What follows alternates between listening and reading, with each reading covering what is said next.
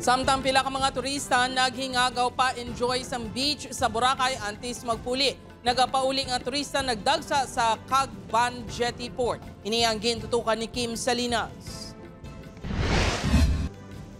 Kung kahapon ang inmagalumo ng tiyempo, subong adlaw, nabatsagan na sa mga turista ang init ilabi na sa beachfront area. Madamo pa ang naghingagaw langoy samtang ang iban ang naghampang sa baras upod ang pamilya. Pagkatapos naming mag-breakfast, diretso na rito kasi mamaya mainit na eh. Mamaya magla-land tour kami para masulit namin yung stay namin dito. Gin-enjoy naman sa pila ka turista ang ulihing agabi sa isla antes nagpauli subong adlaw. May pila nga nag-picture taking sa mga sandcastle bilang remembrance. Masaya kasi nakapagpa-picture na ako sa ganyan kasi dati nakita ko lang sa online. Gindagsa naman ang Cagban Jetty Port sa mga nagpauli nga mga turista.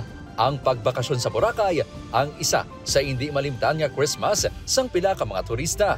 We arrive on the 22nd po and then paalis na today, which is sad, pero it's really nice. Kapag-enjoy po ng todo.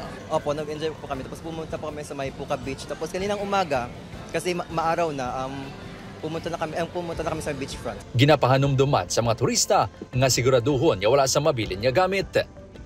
Ginasigurado man sang Coast Guard Boracay nga yara sa maayong nga kondisyon ang nagabiyahe nga fiber boats agod malikawan ang anuman nga aksidente.